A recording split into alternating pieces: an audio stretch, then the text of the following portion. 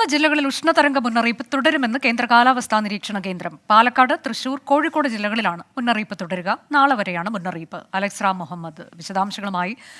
Alex, കഴിഞ്ഞ ദിവസം പാലക്കാടും തൃശൂരിലും ഉഷ്ണതരംഗമുണ്ടായിരുന്നു. ഇപ്പോൾ അത് മുന്നറിയിപ്പ് എന്ന തരത്തിലേക്ക് മാറിയെന്നാണോ? എന്താണ് ഏറ്റവും പുതിയ സാഹചര്യം? അനുജ, തീർച്ചയായും. അതായത് ഉഷ്ണതരംഗം സ്ഥിരീകരിച്ചിട്ടില്ല ജില്ലകളിൽ. ഉഷ്ണതരംഗം മുന്നറിയിപ്പാണ് നിലനിൽക്കുന്നത്. 4 ജില്ലകളിലാണ് നേരത്തെ നൽകിയിരുന്നത്. അതിൽ ആലപ്പുഴ ഒഴിവാക്കിയിട്ടുണ്ട്. പകരം പാലക്കാട്, ഒപ്പം കോഴിക്കോട് ജില്ലകൾ, ഒപ്പം അതോടൊപ്പം തന്നെ മറ്റൊരു ജില്ല കൂടിയുള്ളത് തൃശ്ശൂരാണ്. തൃശ്ശൂരിലും ഈ ഉഷ്ണതരംഗ മുന്നറിയിപ്പ് നിലനിൽക്കുന്നു എന്നുള്ളതാണ് ഈ ഘട്ടത്തിലും. പാലക്കാട് ജില്ലയിൽ പരമാവധി ചൂട് 40 ഡിഗ്രി സെൽഷ്യസ് വരെ ഉയരാൻ സാധ്യതയുണ്ട് എന്ന് കേന്ദ്ര കാലാവസ്ഥാ വകുപ്പ് അറിയിക്കുന്നുണ്ട്. തൃശ്ശൂരിൽ അത് 39 ഡിഗ്രി സെൽഷ്യസ് വരെയും കോഴിക്കോട് അത് 38 ഡിഗ്രി സെൽഷ്യസ് വരെയും വർദ്ധിക്കാൻ സാധ്യതയുണ്ട് എന്നാണ് പ്രവചനം. ആ ഉഷ്ണതരംഗ മുന്നറിയിപ്പ് ആ ജില്ലകളിൽ തുടരുന്നു. നേരത്തെ തന്നെ ഏർപ്പെടുത്തിയ ജാഗ്രതാ നിർദ്ദേശങ്ങൾ, അതുപോലെ നിയന്ത്രണങ്ങൾ അതുപോലെ തുടരണം. പ്രത്യേകിച്ച് പാലക്കാട് ജില്ലയിൽ നിരവധിയായ ജാഗ്രതാ നിർദ്ദേശങ്ങൾ നേരത്തെ പുറപ്പെടുവിച്ചിട്ടുണ്ട്. പ്രത്യേകിച്ച് സംസ്ഥാന ദുരന്ത നിവാരണ അതോറിറ്റി ജില്ലാ കളക്ടറോട് ഒട്ടനവധി നിർദ്ദേശങ്ങൾ നൽകിയിരുന്നു. ആ നിർദ്ദേശങ്ങളൊക്കെ നിലനിൽക്കുകയും ചെയ്യുന്നുണ്ട്. കാരണം പാലക്കാട് രേഖപ്പെടുത്തുന്ന ചൂട് 40 ഡിഗ്രി സെൽഷ്യസിനും 41 ഡിഗ്രി സെൽഷ്യസിനും ഒക്കെ മുകളിലേക്ക് ചൂടാണ് രേഖപ്പെടുത്തുന്നത്. അത് അങ്ങനെ തന്നെ തുടരും.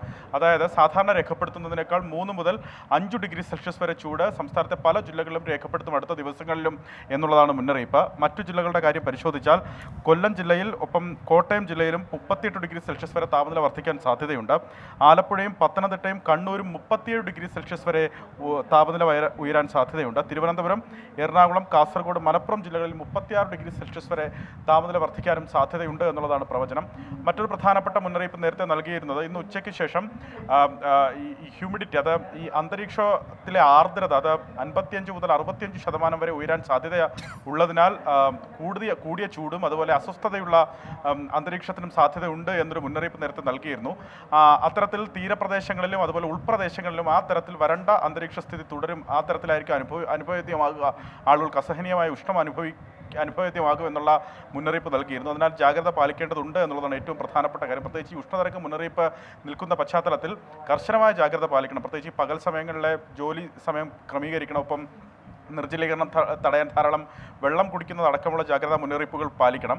ഈ ഉയർന്ന താപനില മുന്നറിയിപ്പ് നൽകുമ്പോഴും ആശ്വാസകരമാകുന്ന കാര്യം സംസ്ഥാനത്ത് വേനൽ മഴയ്ക്ക് ഉള്ള സാധ്യത കൂടി കേന്ദ്ര കാലാവസ്ഥാ വകുപ്പ് പ്രവചിക്കുന്നുണ്ടെന്നുള്ളതാണ്. ഈ അടുത്ത ദിവസങ്ങളിൽ ഇന്നും നാളെയുമൊക്കെ തെക്കൻ കേരളത്തിലും മധ്യ കേരളത്തിലും വിവിധയിടങ്ങളിൽ വേനൽ മഴ ലഭിച്ചേക്കും എന്നുള്ളതാണ് മുന്നറിയിപ്പ്.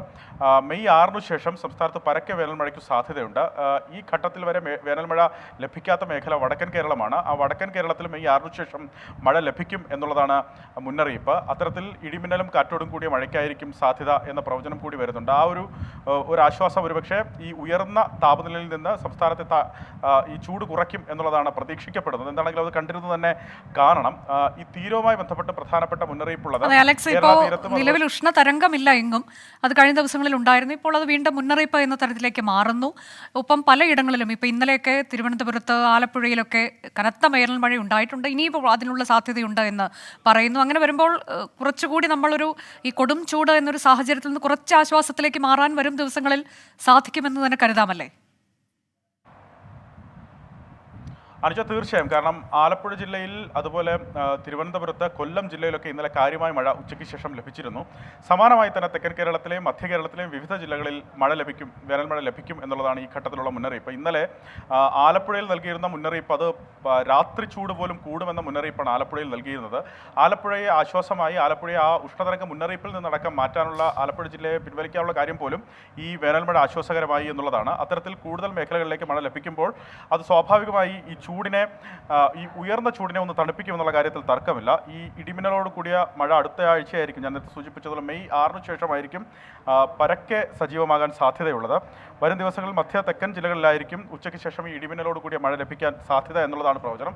വലിയ മഴ, അതായത് ശക്തമായ മഴയ്ക്കുള്ള മുന്നറിയിപ്പല്ല നൽകുന്നത്. പക്ഷേ നിലവിലെ ഈ ചൂടിൽ നിന്നും രക്ഷ നേടുന്ന തരത്തിലേക്ക് വേനൽ മഴ ലഭിക്കും എന്നുള്ളത് തന്നെയാണ്. പ്രത്യേകിച്ച് മധ്യ കേരളത്തിലും തെക്കൻ കേരളത്തിലും ഇന്നും നാളെയും ഒക്കെ വേനൽ മഴ ലഭിക്കും. മെയ് 6 ശേഷം കേരളത്തിൽ പരക്കെ അതിനുള്ള സാധ്യതയുണ്ട്. അനുജ, പാലക്കാട്, തൃശൂർ, കോഴിക്കോട് ജില്ലകളിൽ ഉഷ്ണതരംഗം മുന്നറിയിപ്പ് തുടരുന്നു. എന്നാൽ വരും ദിവസങ്ങളിൽ പലയിടങ്ങളിലും വേനൽ മഴ നല്ല രീതിയിൽ തന്നെ ലഭിക്കാൻ സാധ്യതയുണ്ട്. മെയ് 6 കഴിയുന്നതോടെ പരക്കെ സംസ്ഥാനത്ത് വേനൽ മഴയുണ്ടാകുമെന്ന വിവരമാണ് അലക്സ് റാം മുഹമ്മദ് നൽകിയത്.